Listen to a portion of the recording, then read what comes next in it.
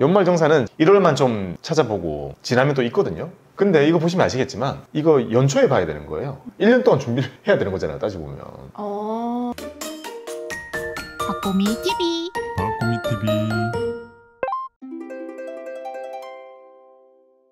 안녕하세요, 박보미입니다. 지난 시간에 깻님에게 연금저축을 해야 되는 이유를 설명을 드렸고 한도 설정을 어떻게 해야 되는지 한번 해봤습니다. 그래서 이어서 2024년 버전으로 세액공제 얼만큼 받게 되는지 한번 같이 배워보는 시간을 준비를 했습니다. 안녕하세요. 안녕하세요. 연금저축 세액공제 되는 거는 알잖아요. 네, 근데 한 번도 안 받아봤어요. 연금에 관심이 없기 때문에. 이제 근데 받게 되겠죠? 맞아요. 작년에 그 실수로 100만 원 넣었잖아요. 맞다. 실수로 세액공제를 받게 됩니다. 왜냐하면 지금 1월달이고 우리는 연말정산을 이제 지금 이 순간에 진행을 하고 있기 때문에 제가 깻님 정보 이런 거 쭉 받아가지고 제출을 할 거 아니에요? 그리고 그 결과가 나오면 그 결과를 알려드릴 거고 그걸 같이 보면 아, 내가 넣었던 연금이 이렇게 세액공제가 되어서 나에게 나오는구나 라는 것을 아실 수 있고 그거를 오늘 미리 한번 배워보는 시간을 준비를 했습니다. 어찌 보면 참 당연히 알 것 같은 용어이기도 하면서도요, 놓치기 쉬운 부분입니다. 세액공제 과연 얼마나 우리가 받게 될까요? 연금저축은 우리가 노후 준비를 하는 계좌지만 실제로는 세액공제를 받으려고 지금 당장 시작을 하게 됩니다. 그래서 어찌 보면 지금의 당근을 주고 먼 미래 노후 준비라는 본래의 목적을 달성하도록 의도되어 있는 거죠. 왜냐? 노후 준비는 우리가 너무 머니까 할 수 없잖아요. 지금 우리가 받을 수 있는 바로 이 세액공제라는 것을 받게 하기 위해서 우리는 돈을 붓게 되는 거죠. 그렇다면 연금저축이 가지고 있는 세액공제라는 게 진짜 큰 건지, 그리고 나는 어떤 과정을 통해서 받게 되는 건지 그거를 오늘 한번 배워보겠습니다. 자, 세액공제를 이해하기 위해서는 우리는 일단 절세라는 개념을 이해를 해야 됩니다. 절세, 뭘까요? 세금을 깎아준다. 네, 맞습니다. 절세라는 것은 세금을 줄이는 것을 말합니다. 근데 제가 강연하다가 제일 놀랬던 게 뭐냐면요, 연금저축을 자기는 안 하고 싶대요. 별로 왜요? 안 좋은 것 같다고. 왜요? 자기는 정당하게 돈을 벌면 세금을 정당하게 내야 된다고 생각한대요. 돈이 많으신 분이에요? 그것과 상관은 없는 것 같은데 그렇게 생각도 할 수도 있구나. 대단하시다. 그렇죠. 그러니까 사람마다 생각할 수 있는 게 되게 다양한 것 같아서 이걸 한번 짚고 넘어가려고 준비를 했습니다. 자, 절세는 세금을 줄이는 거잖아요. 자, 탈세는 뭐죠? 세금 안 내는 거예요. 이거는 잡혀가야죠. 이건 범죄잖아요. 범죄. 죄입니다, 죄. 근데 뭐랄까, 절세에 대해서 그런 죄책감을 느끼시는 분들이 조금 있단 말이에요. 그게 전혀 아니라는 걸 말씀을 드리고 싶고, 절세라는 것은 많이 할수록 보람을 느끼고 뿌듯함을 느껴도 됩니다. 왜냐하면 절세라는 것의 그 기본적인 행위 자체는요, 국가적으로 사회적으로 도움이 되는 걸 했기 때문에 그만큼 혜택을 드리겠다라고 한 거예요. 그러니까 내가 뭔가 이기적으로 나만을 위해서 뭔가 그런 게 아니라 세금을 아끼기 위해서 내가 한 행동이 사회적으로 정말 이롭게 영향을 줬기 때문에 그걸 받는 거예요. 그러니까 죄책감이나 정당하지 못하다는 그런 생각을 혹시 하시는 분들이 있다면 정말 그런 생각 하실 필요 없습니다. 절세는 많이 할수록 좋은 겁니다. 탈세는 벌을 받아야죠. 그렇다면 절세의 종류에는 뭐가 있냐면요, 자, 첫 번째는 비과세입니다. 비과세, 과세를 하지 않겠다. 이거는요, 세금을 없애주는 겁니다. 내기 전에 그냥 없애버리는 거예요. 이게 비과세입니다. 우리가 대표적으로 비과세라는 것을 우리가 얻을 수 있는 곳은 바로 ISA가 되겠죠. 여기서는 이 단어를 보시게 됩니다. 그 다음에 또 다른 절세 중에 분리과세라는 것이 있습니다. 분리과세라는 것은 다른 소득이랑 합치지 않고 따로 계산해 주는 것이라고 적혀 있습니다. 왜냐하면요, 소득이라는 친구는 합칠수록 비싸지기 때문이죠. 세금이 더 점점 커지기 때문입니다. 그래서 합치지 않고 말 그대로 얘는 분리해가지고 과세를 해주겠다라는 것 자체가 이미 세제 혜택인 겁니다. 이것도 우리는 ISA에서 볼 수 있는 단어가 되는 거죠. 자, 그 다음으로 공제라는 개념을 보게 됩니다. 분리과세, 비과세랑 느낌이 다르잖아요. 공제라는 것은 이거는 너무 어려운 한자 용어인 것 같아요. 세법 용어로 보시면 되고, 이미 낸 세금의 일부를 돌려받는 것을 공제라고 합니다. 아마 사전적으로 풀면 이렇게 표현 안 할 거예요. 그냥 우리는 이렇게 얘기하자는 겁니다. 돌려받는 게 공제입니다. 그러면 돌려받는다는 것의 의미는 이미 낸 게 있다는 거예요. 즉, 비과세나 분리과세는요, 내기 전에 깎아주는 거고, 공제라는 것은 내고 나서 돌려받는 겁니다. 마지막으로 절세라고 볼 수 있는 것 중에 하나는요, 과세이연이라는 것입니다. 세금을 나중에 내도록 미뤄주는 것을 과세이연이라고 하고요, 나중에 내는 것만으로도 그 기간 동안 우리가 세금을 내야 될 돈만큼 더 쓸 수 있다는 것은 혜택이 되는 거죠. 대표적으로 이거는 우리가 연금저축에서 볼 수 있는 그런 세제 혜택들입니다. 자, 그리고 방금 전에 말씀드렸던 공제라는 것은 돌려받는 거라 했잖아요. 좀 더 디테일하게 정확하게 얘기하면 돌려받는 것이 아니라 돌려받도록 마이너스 처리를 해주는 걸 공제라고 하거든요. 그러니까 공제라는 말은 빼준다는 말에 가깝습니다. 그리고 공제라는 것은 소득공제와 세액공제 두 개로 나눠집니다. 즉 절세라는 것은 비과세, 분리과세, 소득공제, 세액공제, 과세 이연 이런 것들이 바로 우리가 이용하는 금융상품을 이용한 절세가 되겠습니다. 이제 다 알겠죠? 안 받겠다는 거죠, 공제가. 그러니까 정부에서 안 가져가겠다. 네, 이미 세금은 냈는데 그것보다 더 고귀한 일을 하셨으니 이거만큼은 저희가 안 받겠습니다. 돌려주는 게 공제다. 이렇게 보시면 됩니다. 그리고 그런 고민도 해볼 수 있어요. 왜 공제 방식을 쓰느냐? 요거랑 살짝 비슷해요. 자, A가 B한테 야, 나 급한데 10만 원만 빌려줘. 빌렸어요. 그리고 어느 날 갑자기 야, 나도 급한 일인데 한 5만 원만 빌려줘. 5만 원 빌렸어요. 자, 그러면 이 둘이 이거를 어쨌든 정산을 해야 되잖아요. 정산을 하는 방법은 진짜 10만 원을 주고 5만 원을 돌려받으면 되죠. 그 공제입니다. 이미 준 게 있잖아요. 이미 준 게 있으니까 돌려받을 게 있고, 그러니까 그거를 깎아버리면 되잖아요. 그래서 빼준다는 공제라는 개념이 유효해지는 거죠. 근데 그게 아니라 야, 너 10만 원 줄 거 있고 나 5만 원 받을 거 있으니까 5만 원만 그냥 주라. 비과세가 되는 거겠죠. 줄 거에서 그냥 미리 다 깎아버리면 비과세가 되는 거고, 이미 준 거에서 일부를 돌려받으면 공제의 개념이 되는 거겠죠. 자, 저런 식으로 절세 혜택을 우리가 볼 수 있다는 겁니다. 자, 그렇다면 우리는 세액공제라는 것을 완벽하게 이해하기 위해서 지금 여러 가지 과정을 거치고 있습니다. 빌드업을 해가는 거죠. 세액공제를 이해하기 위해서 가장 먼저 첫 번째 알아야 될 것은 공제를 알아야 됩니다. 공제를 알려면 이걸 알아야 됩니다. 연말정산. 아마 우리 구독자분들 거의 다 아시겠지만 간단히 설명을 하고 넘어가 보겠습니다. 그래도 모르시는 분들을 위해 복습해 보자는 거죠. 자, 세금은 어디에 부과를 하는가? 자, 한 명의 개인이요, 돈을 벌고 그 다음에 이것저것 쓸 거 쓰고 돈이 남으면 거기에다가 적당히 금액에 맞는 세율을 곱해가지고 세금을 내게 됩니다. 자, 이게 세금의 플로우인데요, 중요한 건 뭐냐면 요 부분입니다. 우리는 번 거에다가 세금을 매기는 게 아니라 남은 거에다가 세금을 매기도록 되어 있습니다. 그러니까 사람마다요, 번 거는 비슷하죠. 예를 들면 비슷한 직군에 있는 동기라고 생각해보면, 하지만 세금은 완전히 달라요. 왜냐? 이 과정이 다르기 때문입니다. 사람마다 쓰는 게 다르니까. 자, 그래서 세금의 기본적인 부과 원칙은요, 이 남은 거에서 세금을 매긴다라는 것을 우리가 1차적으로 기억을 하고 넘어갑시다. 자, 그러면 남은 거에다가 세금을 얼만큼 매기느냐? 요만큼 매깁니다. 제가 방금 보여드린 남은 거에다가 매기는 세금이 이만큼입니다. 소득세율이라는 거는 돈을 벌면 내는 세금이라는 의미거든요. 1년 연봉을 떠올려 봅시다. 1년 동안 이만큼 벌면 이만큼의 세금을 내게 되는데 어떤 느낌이 들어요?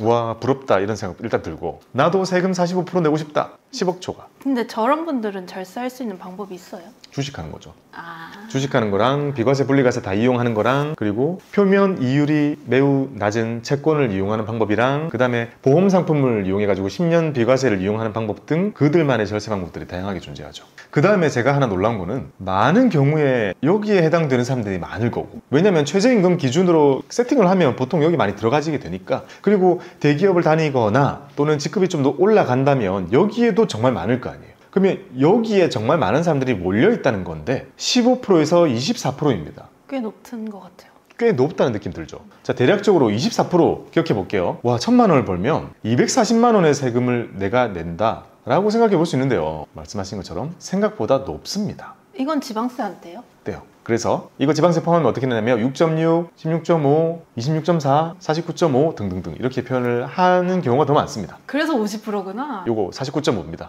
50%. 여기 있는 사람들은 비과세 분리과세를 이용하지 않으면 세율 50%. 근데 저만큼 버신 분들이 국내 주식을 사면은 산 게 그냥 쓴 걸로 인정되는 거예요?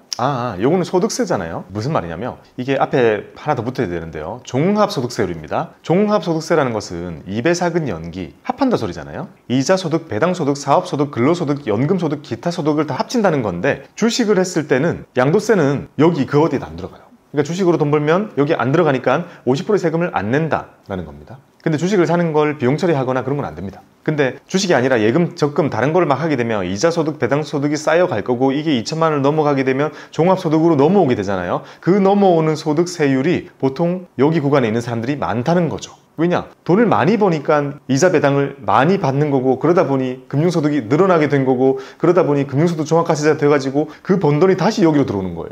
그래서 그 사람들은 이제 다른 절세 전략이 필요해지게 되는 거죠. 자, 아무튼 중요한 것은 생각보다 높다는 겁니다. 그러면 만약에 깻님 입장에서 16.5, 26.4에 해당하는 큰 돈을 연말에 한꺼번에 세금 내세요 하면 낼 수 있겠어요? 너무 부담스러워요. 대부분 못 냅니다. 하지만 어떻게 내면 될 수 있어요? 할부로 내면 될 수 있겠죠. 할부로 내면 될 수 있는데 우리가 물건을 살 때 딱 러프하게 생각해 볼게요. 맥북 제일 기본형을 사면 170만 원 정도 한단 말이죠. 그거를 쿠팡에서 할인으로 하게 되면 한 달에 한 8만 원 정도로 쓸 수 있어요. 길게 할부를 하면 물건을 먼저 사고 계속 갚아 나간 다음에 할부가 되는 거죠. 근데 그거에는 또 치명적인 약점이 존재합니다. 물건 먼저 받았잖아요. 안 낼 수 있잖아요. 그래서 어느 정도 세금이 나올 것 같은 거를 세금이 정해지기 전에 미리 떼는 게 원천징수입니다. 그러니까 약간 앞뒤가 다른 거예요. 할부랑 비슷한 개념인데 정해지고 나서 할부로 내라 그러면 못 낼 수도 있으니까 미리 떼고 나서 그게 정해지면 정산을 하는 거죠. 연말정산이라는 그 방식 자체는 우리가 그 어디에도 볼 수가 없어요. 우리나라에서만 하고 있어요? 그렇진 않은데 그걸 우리가 세금을 낼 때만 연말정산이라는 좀 낯선 이런 방식을 쓰다 보니까 우리가 되게 낯선 거죠. 따지고 보면 할부를 뒤집어 놓은 거랑 비슷한 개념입니다. 자, 여기 보면 우리가 사람마다 쓸 거 쓰고 남은 거에다 세율을 곱한다고 했는데 거기다 곱하는 세율이 상당히 크다는 것을 우리가 느꼈습니다. 자, 여기까지 기억을 하고 넘어가 볼게요. 그러면 사람마다 세금이 다르다고 했잖아요. 똑같이 3,500만 원을 벌었다라고 하더라도 누구는 1,000만 원을 써가지고 2,500을 남겼어요. 2,500을 남겼다면 여기죠. 16.5% 구간입니다. 그래서 16.5%를 곱했더니 세금이 300만 원이 나왔어요. 근데 똑같이 3,500만 원을 벌었는데 이 사람은 3,000을 썼어요. 이 사람은 욜로에 가까운 거죠. 500을 남겼더니 500은 어디로 가요? 이제 구간이 줄어들죠. 저기 들어갔더니 세금이 30만 원밖에 안 나옵니다. 즉 버는 것은 비슷하다고 하더라도 세금이라는 것은 거의 뭐 10배 가까이 차이가 나게 되고 있는 거죠. 자, 이게 세금의 부과 방식 중에 한 가지인 거죠. 그러면 또 어떤 고민이 되느냐? 내가 소비 안 하고 다 모으면 세금이 커져요. 그렇다고 그게 아까워서 다 써버리면 야 세금 적게 나왔다. 근데 남는 돈이 없어요. 저축을 할 수 없어요. 즉 우리가 아무 생각 없이 그냥 다 아끼기만 하면 세 부담이 크고 세금을 안 내기 위해서 쓸 수도 없는 노릇이잖아요. 즉 우리는 적절한 세금에 대한 거를 다 챙겨가면서 많이 아껴서 투자금을 잘 확보를 해야 되는 그런 미션이 존재하는 것이 바로 재테크, 세테크인 거죠. 그러니까 투자를 하는 사람들도 연말정산이나 뭐 이런 거에 대해서 지식이 다 있고 알아서 챙기고 잘 써야 되는 이유는요. 투자금 확보를 위한 겁니다. 왜냐하면 세금을 줄여야 되니까. 그렇다면 이렇게 사람마다 쓴 게 다르고 세금이 달라지게 되잖아요. 우리나라에 근로자만 2천만 명이 넘거든요. 이 많은 사람들이 만약에 누구는 10만 원 쓰고 누구는 1,500만 원 쓰고 누구는 3,000 다 쓰고 그러면 저는 세금이 0원이네요. 저는 500이네요. 저는 2,900 여기 세금 매겨야 돼요. 이 많은 것을 우리가 감당할 수 있을까요? 국세청이 감당을 할 수 있을까요? 국세청 드문드문 있잖아요. 그 많은 사람들이 감당을 할 수 없죠. 그래서 어떤 방법을 쓰느냐? 똑같이 받아요. 걷어가. 똑같이 걷어버립니다. 지금 여기 3,000으로 예시를 해놨잖아요. 네. 그러면 이런 식으로 하는 겁니다. 각자 다 자기 회사를 다니고 있을 거 아니에요. 그러니까 그 회사에서 3천만 원 정도를 우리가 급여로 받는 사람들은 대략적으로 300만 원 정도를 세금으로 내더라 라는 그런 통계치가 있을 거 아니에요. 3천을 버는 많은 사람들이 300을 낼 거라고 가정을 하고 이거를 할부처럼 300을 낸다는 것의 한 달치를 회사에서 떼버립니다. 그 다니고 있는 회사에서 떼고 나머지만 세금으로 내고 그 뗀 한 달치는요 국세청에다가 내버립니다. 회사에서. 그러면 감당이 가능하겠죠. 왜냐하면 이 많은 사람들이 근로자라는 것은 회사가 있다는 거잖아요. 그러니까 그 회사에서 월급을 떼기 전에 대략적으로 계산된 미리 한 달치만큼을 뭐 25만 원 이렇게 놓고 한 달치만큼은 월급에서 미리 떼가지고 국세청에 내버린다면 이 많은 사람들이 세금을 안 낼 가능성이 없어지잖아요. 그래서 근로자들 중에서는 탈세인이 없는 겁니다. 거의. 있을 수가 없어. 있을 수가 없죠. 유리지갑인가 이렇게 부르기도 해요. 왜냐면 얼마 버는지 보인다는 거죠. 우리가 TV에 나오면 보면 세금 안 내고 도망다니는 사람들 있죠. 그 보면서 어떤 생각 들었냐면 어떻게 안 낼 수 있지? 그리고 집에 막 금괴 막 쌓아두잖아요. 저게 어떻게 가능하지? 라고 생각을 했잖아요. 그러니까 그 사업자들은 저도 지금 사업자지만 사업자들은 벌고 나서 신고를 한단 말이에요. 그러니까 과소신고나 그런 탈세를 많이 저지르는 거죠. 근로자들은 그런 게 없으니까. 그래서 아무튼 이 많은 사람들이 한 달치를 다 떼버립니다. 그래서 내가 받기도 전에 원천 봉쇄를 해버린다. 원천적으로 징수를 해버린다 해가지고 이런 방식을 원천징수라고 부릅니다. 즉 원천징수하고 있는 것은 내가 월급을 탈 때마다 일부를 세금을 내고 있는 것이고 내가 1년이 안 지났는데 내가 세금을 미리 어떻게 내? 라고 하는 것은 이런 통계적인 것에 의해서 정해진 만큼 이렇게 내게 되는 겁니다. 근데 놀라운 거 또 하나는요. 회사별로 원천징수율을 변경할 수 있어요. 회사마다 정할 수 있고 근로자별로 정할 수 있어요. 변경을 왜 하는 거예요? 자, 어떤 사람은 저는 원천징수를 듬뿍 빼고 돌려받고 싶다 라고 하는 사람은 원천징수세율을 요청해가지고 올리고요. 아, 개별적으로 요청을 할 수 있다고요? 네, 기본값은 정해주겠죠. 그래서 깻님도 요청을 하라고요? 아니, 하고 싶으면 해요. 아... 근데 조삼모사다. 근데 또 어떤 사람들은 원천징수 작게 내고 나중에 뱉어내는 게 더 낫다. 사람 취향인 거죠. 그래서 사람 취향이 많아지다 보니까 원천징수율도 변경이 가능하도록 되어 있습니다. 큰 대기업 같은 경우는 제가 다니던 데도 그랬지만 그 인사정보 시스템 막 이런 거 있잖아요. 시스템 들어가가지고 내가 조절합니다. 그래서 해 바뀔 때 아니 나는 올해는 이렇게 해야지 하면서 바꾸고 막 그래요. 약간 사람들이 쓰는 패턴이 비슷하잖아요, 매년. 그러면 새해 공지를 한번 해본 사람들은 그 이후에 좀 비슷하게 변경하면 되잖아요. 그렇죠. 본인이 이제 실제로 세금을 낼 때 어떻게 되는 것인가 보고 그걸 변경하는 것이 현명한 거죠. 아, 그러면 저 월 25만 원보다 많이 낸 사람은 돌려받고 적게 낸 사람은 뱉어내고. 오. 그게 원천징수 연말정산입니다. 즉 연말정산이라는 것은 말 그대로 연말에 정산한다라는 거잖아요. 정산하는 것 자체가 이 원천징수를 했기 때문에 정산할 게 생긴다는 거죠. 자, 즉 여기 있는 모든 사람들이 동일한 급여이기 때문에 월 25만 원씩 다 내놨다고 가정을 하고요. 1년이 지나고 나면 이제 사람들이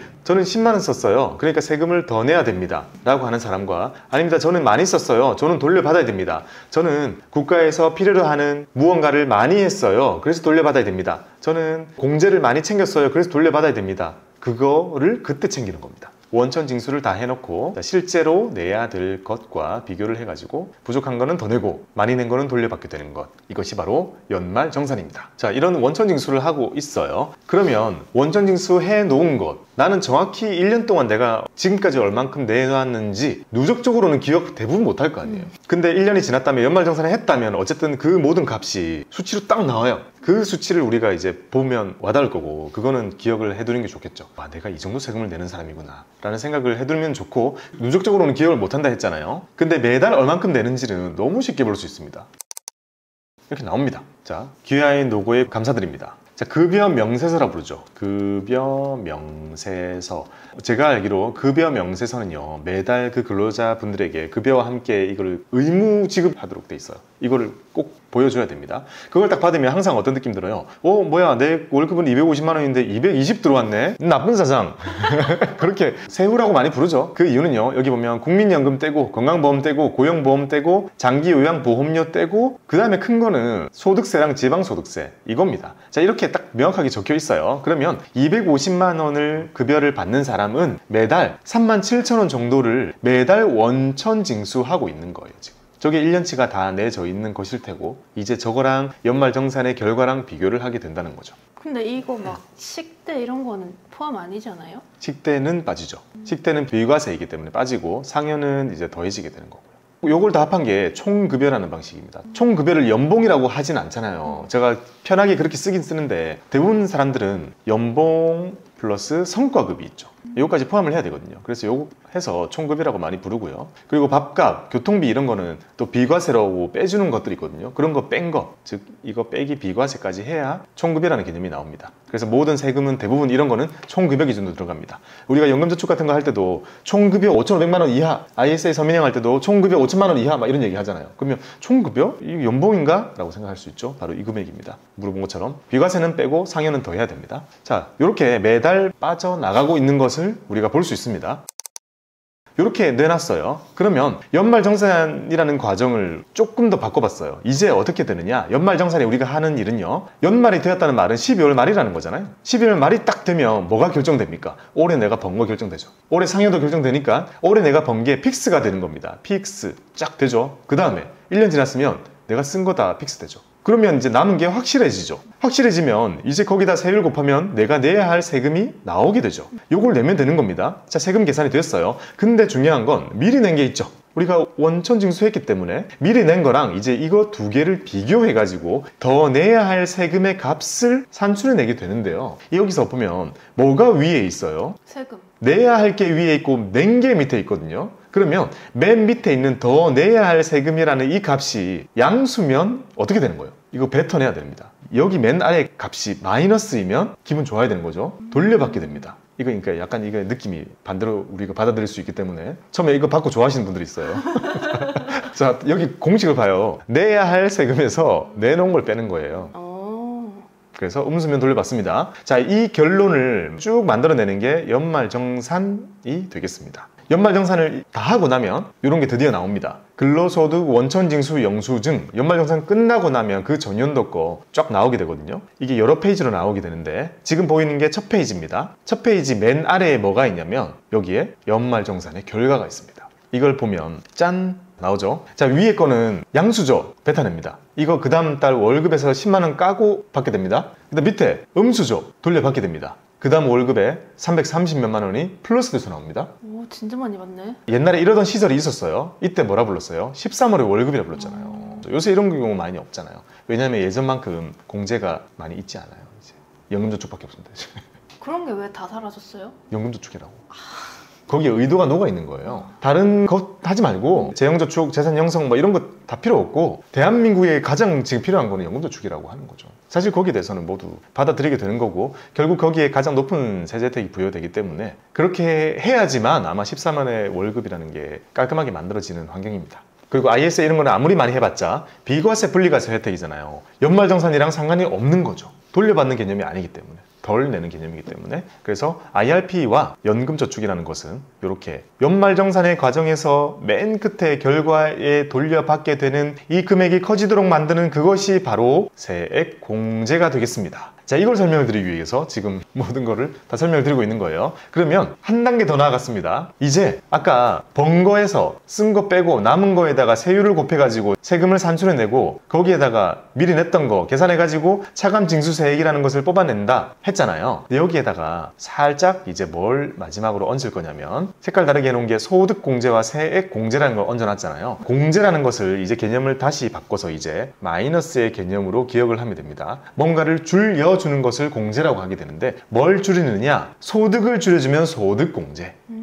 세금을 줄여주면 세액공제입니다. 지금 여기서 보면 이 번 거잖아요. 번 거. 번 거에서 바로 빼주는 거잖아요. 즉 번 거를 줄여주겠다. 왜냐면 번 게 작아지면 세금이 자연스럽게 줄어드니까. 그게 소득공제입니다. 그 다음에 밑에 보면 세율 다 곱하고 나서 세금이 나왔잖아요. 세금이 나왔는데 결과잖아요. 결과. 여기서 바로 빼주는 게 세액공제입니다. 세금 금액 그 자체를 공제해준다. 세액공제인 거죠. 이게 바로 여기 세액공제에 있는 거예요. 그러고 나면 이제 진짜 최종적으로 결정된 결정세액이라는 것이 나오게 되는데 이거랑 기존에 냈던 거랑 비교해가지고 연말정산을 마무리하게 되는 거죠. 그러면 여기 쭉 보면 소득공제와 세액공제라는 것이 어느 위치에 있는지 우리가 볼 수 있는 거고 오늘 배우고자 하는 연금 계좌는 여기입니다. 그러면 또 뭔가를 유추해 볼 수 있냐면 소득공제라는 항목은 신용카드, 주택자금, 청약 이런 게 소득공제 들어가잖아요. 요거는 사람마다 소득 구간에 따라서 혜택이 달라요. 한도 같은 게요? 아니요, 그러니까 그냥 자연스럽게 소득공제를 받았을 때 내가 본인이 실질적으로 받게 되는 세제 혜택이 세금 구간이 높은 사람이 클 수밖에 없어요. 소득을 줄여주는 걸 했잖아요. 소득을.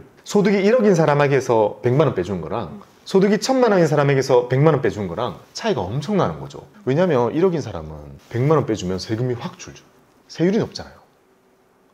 자, 무슨 말이냐면 소득의 크기에 따라서 여기 세율의 구간이 달라진다 했잖아요. 이렇게 6%에서 49.5%까지 다양하게 있기 때문에 여기 높은 구간에 있는 사람이 소득공제를 받으면 혜택이 더 크다는 거죠. 소득이 줄어들게 되면 세율이 곱해지게 될 텐데 더 높은 세율이 곱해지는 사람들이잖아요. 그렇긴 한데 아까 그 소득 구간이 몇 천만 원 단위였는데 얼마나 깎아주는 거예요? 소득공제가? 이런 개념이라 보시면 돼요. 예를 들면 소득공제 100만 원을 받았습니다. 그 말 자체는 소득공제 100만 원, 당신의 소득을 100만 원 줄여주겠습니다. 그러면 여기 보면 이미 1억을 벌고 있는 사람은요 요거 다 세금 내고 있고 여기를 내고 있는 상태잖아요. 그럼 이 사람에게 100만 원을 빼주게 되면 이게 바로 줄어들게 되겠죠. 아, 이거 부과하는 방식이 1200만 원까지는 6%고 막 이런 식이에요? 네. 아. 밑에서 채워오는 방식이기 때문에 자 그러면 1000만 원 소득인 사람이 100만 원 소득공제 받게 되면 내려오다가 여기죠. 요만큼 혜택을 받게 되니까 기본적으로 소득공제라는 것은 세율 구간이 높이 있는 사람에게 더 큰 혜택이 돌아가게 됩니다. 왜냐면 까면 위에서부터 까는 거죠. 위에서부터 깎아가는 거니까. 이제 이해됐죠? 너무 좋은 질문이었습니다. 분명히 궁금한 사람도 있을 거예요. 뭔 소린지 몰랐어. 100만 원 깎아봤자 거기서 거기 아닌가? 약간 이 생각하고 있었는데. 밑에서 깎으면 똑같을 텐데 높아져 있는 것부터 깎아내려온다고 생각하면 되는 거죠. 그래서 어찌 보면 소득공제라는 것은요 사람마다 혜택이 약간 다를 수 있어요. 근데 세액공제는 보시면 세율 곱하고 나서 세율에 나온 결과에서 세금 얼마 내야 된다 거기서 그냥 절대 금액으로 세금을 바로 줄여주는 거거든요. 그러니까 높은 세율이 곱해져 가지고 세금 100만 원 나온 사람이랑 낮은 거 곱해져 가지고 세금 100만 원 나온 거랑 거기서 10만 원 빼준다 그러면 어쨌든 절대 금액이 똑같다는 거예요. 깎아주는 금액 자체가. 그러다 보니까 연금저축처럼 좀 공익성이 강하고 이걸 이용하는 사람들이 범위가 크잖아요. 부자 이런 거 상관없이 큰 것들은 주로 세액공제 들어갑니다. 연금저축은 다 세액공제. 그래서 예를 들어 엄청 부자가 연금저축에다가 연금 한도 맞춰야지 하면서 900만 원 맞춰 넣었어요. 그 사람이랑 소득이 정말 작지만 900만 원 맞춰 넣은 사람이랑 똑같이 받아요. 그래서 여기 세액공제, 세금에서 빼주는 거 세액공제이고 거기에 연금계좌가 위치하게 됩니다. 그러면 자, 세액공제의 개념 이제 알겠죠? 연금저축의 세액공제 자주 보는 표 다시 한번 보면 느낌이 약간 달라질 겁니다. 아, 내가 만약에 세액공제를 이만큼 받게 된다면 이 돈이 어떤 식으로 나한테 들어오는지. 그러면 일반적인 경우 하나 해볼게요. 5,500만 원 이하인 근로자가 연금저축에 600, IRP에 300을 채워가지고 16.5%의 세액공제율이 적용이 되면 거의 대략 148만 원을 돌려받게 되잖아요. 이게 어디에 위치하게 되냐면 148만 원을 빼줘야 되잖아요. 어디선가에. 여기 세액공제에서 빼줍니다. 그러면 여기 세액공제가 이만큼이 더 더해지게 되잖아요. 그러면 결정세액이 얼만큼 줄어들게 되겠어요? 마이너스 148만큼 그대로 줄어들어요. 결정세액이 그대로 줄어드는 효과를 볼 수 있게 되고, 그러면 최종적으로 내가 돌려받게 되거나 어쨌든 더 뱉어내야 된다면 이 금액 자체의 148만 원만큼이 그대로 반영이 되는 거잖아요. 그러니까 실제로 내가 148만 원을 돌려받는 게 맞는 거죠. 형태는 이런 형태입니다. 그러면 바로 앞에 플로우를 보게 되면 누군가가 만약에 꽉 채웠어요. 148만 원을 채운 상태라면 저 이 돈 어떻게 어디서 봐요? 라고 물어보신다면 연말정산의 결과가 만약에 어떤 사람이 10만 원을 뱉어내야 되는 상황이었다면 이 사람은 연말정산의 결과가 어떻게 되겠어요? 플러스 138로 환급이 되는 걸로 결론 지어지게 될 거고, 또 어떤 사람은 30만 원 정도 돌려받는 걸로 결과가 나온 사람은 플러스 178만 원이라는 연말정산의 결과가 나오게 된다는 거죠.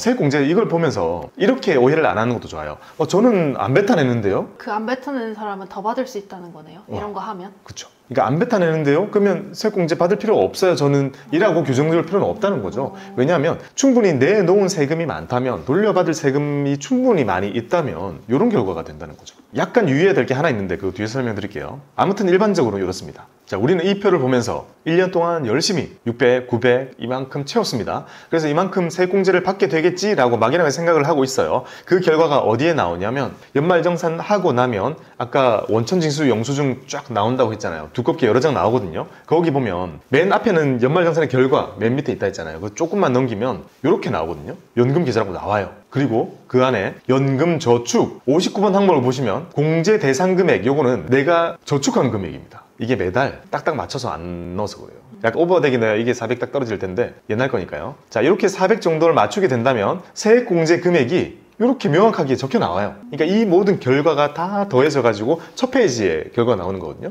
그러면 나는 연금저축에다가 400만 원 부어가지고 요만큼 세액공제를 받았구나 라고 생각하면 되는 건데, 자, 많은 분들이 질문 주신 것 중에 하나가 이렇게 계산해 보니까 12%밖에 못 받았어요. 세액공제율은 13.2 또는 16.5%라고 했는데 여기에는 12%만 나와요. 그 이유가 뭐죠? 지방세? 지방세입니다. 지방세는 여기에 기입이 되지 않아요. 우리는 이 소득세에 플러스 10%만큼이 지방세로 더해지게 되잖아요. 근데 이 지방세라는 것은 이 소득세 다 계산되고 나면 그 결과에다가 지방세가 탁 붙죠. 그러니까 이 결과가 나오기 전까지는 지방세는 안 나오겠죠. 그러다 보니까 내가 실제로 아낀 세금이 얼마인가 헷갈릴 수 있는데 10%만큼 더 한 만큼 실제로 아껴지고 있다는 거예요.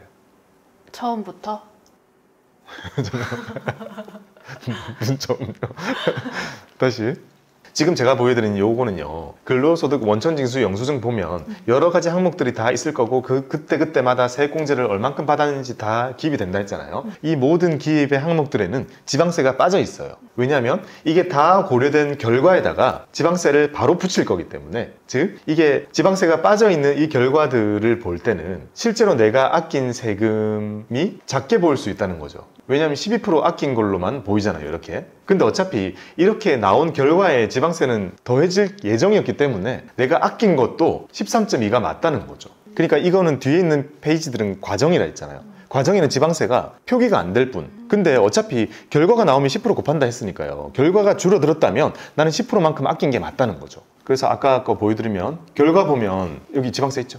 그러니까 소득세가 이만큼 나왔으면 지방세가 마지막에 더해지게 되고 내가 더 뱉어낼 것도 더해지게 된다는 거죠. 그래서 저거 합해서 뱉어낸다는 거잖아요. 네, 맞아요. 그러니까. 이거 두 개 더 하는 거거든요. 그러면 내가 절약한 만큼도 10%만큼 추가로 절약이 되는 거예요. 그러니까 이 첫 페이지가 아닌 나머지 뒷페이지에서 보는 모든 것에 실제로 내가 10%만큼 더 절세를 했다라고 보면 된다는 거죠. 그냥 따로 표기를 한다는 거네요. 네. 아니 왜 이렇게 어렵게 설명해요? 따로 표기를 한다는 겁니다. 가끔 물어보시는 분들이 있어요. 자, 이게 총급여가 5,500만 원이 안 되신다면 여기 계산해보면 15% 나올 거고 5,100만 원 넘는 사람들은 이 계산해보면 12%가 나온다는 거죠. 그러면서 이거 혜택 작게 받았다고 억울해하시는 분도 있어요. 그래서 그게 작게 받은 게 아니고요. 어차피 결과가 나오면 10% 커지는 거라서 줄인 것도 10%만큼 더 줄인 거라고 생각하시면 돼요 라고 이제 얘기를 했는데 그거 헷갈리는 거죠. 나중에 결과는 따로 나올 거예요 하면 되잖아요. 근데 이제 이 그림만 딱 보고 아무리 생각해도 이해가 잘 안 되는 거죠. 그리고 연금저축 바로 위에 보면 58번에 근로자 퇴직급여 보장법에 따른 퇴직연금, 이게 뭐겠어요? IRP 같은 거. 그렇죠. 이 개인 거잖아요. 개인의 연말정산입니다. 개인의 공제를 받을 수 있는 항목은 DC가 아니라 IRP입니다. 그래서 이게 연금저축, 이게 IRP입니다. 요거 두 개 합해가지고 세액공제 같이 받게 되잖아요. 그래서 여기 보면 위에 거는 지금 140만 원만 냈어요. 이때라면 연금저축에 400만 원이면 여기에 300만 원만큼 더 넣을 수 있는 상태. 하지만 300만 원을 다 채우진 않고 140만 원만 채운 상태여가지고 이 140만 원에 대해서는 또 12%만큼 세액공제가 되는 거를 우리가 확인할 수 있습니다. 자, 이게 뒷페이지에 나오는 것들이고 이런 모든 결과가 이제 다 합쳐져 가지고 뭐 월세니 청약이니 뭐 다 나올 거 아니에요. 그 결과가 맨 첫 페이지에 있게 되고 여기에 이제 최종적으로 결정세액 그리고 기납부세액이라는 게 원천징수 해놓은 겁니다. 그게 요만큼이 나오게 되고 여기서 요거 뺀다 했죠. 그래서 최종적인 결과값이 나옵니다. 그러면 여기서 유의사항은 뭐냐면요. 연금저축을 부어서도 세액공제를 못 받는 사람들이 있어요. 결정세액이 이미 0인 거죠. 그러니까 파트타임이거나 급여가 작거나 아니면 그거는 여러 가지 케이스가 있을 수 있어요. 아무튼 이 결정세액을 줄이게 만드는 것이 세액공제랍니다. 결국은요. 근데 이게 이미 0이라면 더 줄어들 게 없죠? 그러면 뭐 연금 아무리 부어도 환급액이 늘어날 수가 없다는 겁니다. 기납부세액 이게 충분히 많아야 하고 내가 연금저축을 더 부음으로 인해서 세액공제를 받음으로 인해서 줄일 수 있는 결정세액이 충분해야지만 이 두 개의 값이 여기서 요거 빼가지고 이 결과가 나오는 거잖아요. 그러니까 내놓은 세금도 많아야 되고 깎아야 될 세금도 많이 있는 상태여야 된다는 거죠. 그러면 일반적인 풀타임 근로자들은 이게 충분할 거 아니에요. 엄청 내놓을 테니까 매월 월급에서 그냥 빼놓을 테니까 그래서 넉넉할 텐데 그렇지 않고 파트타임이거나 아니면 근로조건이 다양한 케이스가 있는데 거기에 따라서는 이게 아예 결정세액이 0인 사람들은 못 돌려받게 된다는 겁니다. 이런 근로조건도 있어요. 근로자의 세금을 회사에서 다 내줄 테니 연말정산의 결과도 회사에서 다 가져간다. 왜요? 그렇게 왜요? 저도 잘 모르겠어요. 저도 처음에 듣고 이런 게 있다고요? 그런 근무 조건이 많아요. 진짜 왜 굳이? 귀찮나? 그런 것 같아요. 그러면 그런 사람들은 어떻게 제가 답해줘야 돼요? 연금저축 하지 마세요. 맞네. 회사에서 갖고 가 아니에요. 빵만 뜨겠구나. 네. 뭐 이런 이유 등이 있습니다. 즉 그런 것이 아니라면 우리 이제 1년 지나고 나면 이런 거 한 번씩 뽑아서 보실 거 아니에요. 안 주긴 안 주거든요. 이런 거를 회사에서 요청하면 바로 줍니다. 당연히 내 거니까. 연말정산 끝나고 나면 연말정산 결과 반영돼 있는 근로소득 원천징수 영수증 제 거 뽑아주세요 하면 인사부에서 바로 파일로 줄 거거든요. 그럼 그거 인수해가지고 찬찬히 한번 보세요. 나라는 사람이 소득활동을 하면서 얼만큼 내고 있는지, 나는 원천징수를 얼만큼 냈는지, 연금저축으로 인해 내가 얼만큼 돌려받았는지 이런 결과를 차근차근 뜯어보면 참 많은 게 이제 감이 잡힐 수 있습니다. 재밌겠는데? 나오면 보여줄게요. 저는 금융인이 되기 전에 직업이 많았잖아요. 그 일하면서 진짜 저는 그렇게 투덜댔어요. 아유 뭐 다 떼고 주냐고. 아 세금 너무 작은 거 아니냐고. 맨날 그냥 투덜대기만 했어. 그러니까 이게 내가 한다 달라질 수 있는 것도 아니고 궁금하지도 않고 그냥 뭐 제출하라 그러면 제출만 하고 그럼 결과 나오면 돌려받았네 뭐 그냥 그렇게만 생각하고 말았는데 그 돈이 회사가 떼가지 않는다는 사실 이런 것도 저 당시에 전혀 몰랐을 만큼 관심이 없을 때는 참 아무것도 안 보입니다. 오늘의 결론, 연금의 세액공제 혜택은 크다. 그죠? 왜냐면 세액공제가 뭔지 보여드렸고 세액공제 받을 수 있는 금액이 100 훌쩍 넘고 많게는 150만 원 정도까지 환급액을 키울 수 있는 구조였잖아요. 이렇게 환급액을 키울 수 있는 것은 없습니다. 연금만 대딱 큽니다. 두 번째, 돌려받을 세금이 거의 없는 경우만 아니라면 좀 평범한 풀타임 근로자라면 세액공제 환급을 대부분 받을 수 있습니다. 그러니까 뭐 소득 구간 또는 나는 뭐 뱉어내는 그런 상태가 아니어서 연금저축 자체를 안 하거나 준비 자체를 안 하는 그런 거는 아쉬울 수 있다 라는 생각을 했고요. 세 번째는 세액공제의 결과는 연말정산에 반영이 됩니다. 즉 세액공제 받는 돈 어디로 들어오나요? 이런 질문보다 이제 연말정산의 결과에 반영된다는 것을 우리가 기억하면 되고 연말정산의 결과는 급여에 반영이 됩니다. 이게 회사마다 다를지는 정확히 모르겠지만 2월이나 3월 급여에 이게 반영이 되거든요. 그러니까 그때의 결과가 반영이 될 거고 그 결과를 거의 좌지우지하는 게 이 세액공제구나 라고 기억하면 된다는 거죠. 그러면 어떻게 되겠어요? 환급되면 환급된 금액을 우리가 계산해 볼 수 있잖아요. 와, 그날 월급 더 들어왔네 하면서 치킨 사 먹지 말고 연금에 재투자하자. 근데 딱 100 플러스 이렇게 안 뜰 거 아니에요. 그러니까 모든 것에 결과 들어왔으니까 예를 들어서 플러스 50만 원이 됐어도 아, 내가 이게 연금으로 인해 환급액이 100만 원이 늘어난 결과가 이걸 거야. 그러면 그날은 무리해서라도 100만 원 떼가지고 연금에다가 다시 보답하자. 얘 때문에 받은 거니까 다시 넣어주자. 마지막, 세액공제 욕심을 많이 내자. 그로 인해서 노후 자금을 넉넉하게 쌓아보자. 왜냐? 이게 연금저축의 목적이니까. 세액공제 욕심을 내라고 만들어준 거예요. 그러다 보면 노후 자금이 쌓이니까. 그러니까 우리는 거기에 맞게 의도된 것에 잘 맞게 우리가 이용을 한다면 우리가 얻을 수 있는 혜택이 되게 극대화된다는 것을 의미하는 거죠. 뭔가 다르게 활용하는 방법 같은 거 잘 없어요. 세액공제 욕심을 더 내자. 이렇게 정리를 한번 해봤습니다. 오늘의 주제는 연금저축에 있어서 세액공제라는 부분이었습니다. 세액공제 100만 원, 이게 의미하는 것이 원천징수를 배우고 연말정산을 배우고 소득공제의 개념과 세액공제의 개념을 배우고 마지막으로 기납부세액이랑 결정세액이랑 비교를 통해 가지고 내가 돌려받게 되는 거구나 라는 것까지를 배웠습니다. 어떤가요? 연금 괜찮네요. 물론 투자에 써야지 의미가 있는 거지만 재투자하라고 돈 더 주는 느낌이니까. 그렇죠. 100씩이나 막 돌려주니까 그걸 다시 재투자해주면 훨씬 의미가 있겠죠. 혜택을 주는 건 이용을 하긴 해야 되네요. 그렇죠. 혜택을 주는 건 마음껏 이용을 하자. 자, 이제는 ISA로 일반적인 주식 투자나 단기적인 목돈 마련 거기에 대한 거 커버가 다 될 거고, 노후는 이거 딱 보시면 아시겠지만 연금저축만 한 게 없어요. 우리가 투자 잘하고 뭐 사업 잘 되고 돈 많이 모으면 노후는 해결이 된다라고 생각하는 정말 많은 사람들이 있는데, 그것과 별개로 연금저축은 따로 부으면 혜택이 너무 크다는 거죠. 여기서 얻을 수 있는 세대 혜택이 아주 매력적이다라는 것을 우리가 오늘 다양한 시뮬레이션을 통해서 한번 확인을 해봤습니다. 여러분들도요, 또 시간이 조금 지나면 연말정산 이런 콘텐츠들은 또 인기가 되게 많이 없어질 수 있습니다. 1월만 좀 찾아보고 지나면 또 있거든요. 근데 이거 보시면 아시겠지만 이거 연초에 봐야 되는 거예요. 1년 동안 준비를 해야 되는 거잖아요, 따지고 보면. 연말정산은 작년의 결과입니다. 그러니 지금 보고 이번에 연말정산의 결과 나오면 원천징수 영수증 한번 받아가지고 한번 확인해보고, 아, 내가 신용카드를 이만큼 쓰는구나, 아, 내가 이만큼 공제를 받았구나, 아, 내가 모기지 내는 거는 이만큼 공제를 해주는구나, 의료비는 이만큼이구나, 뭐 이런 것들을 쭉 한번 체크를 해보시고요. 환급액을 더 키울 수 있다는 사실이 확인이 되었다면 연금저축 열심히 해가지고 내년 1월 달에는 더 큰 돈으로 돌려받으시기 바랍니다. 이게 연금저축의 세액공제였습니다. 마지막 한마디 해주시죠. 연금저축 세액공제 짱이에요, 이렇게 해주세요. 나 뜨거운 거 못하는 사람입니다. 자, 따라해봐요. 연금저축 세액공제 짱이에요. 근데 연금저축 진짜 좋네요. 오늘 집에 가서 화장실 거울에서 양치하다가 한번 해봐요. 연금저축 짱이에요, 이렇게. 아우. 박보미 TV. 박보미 TV.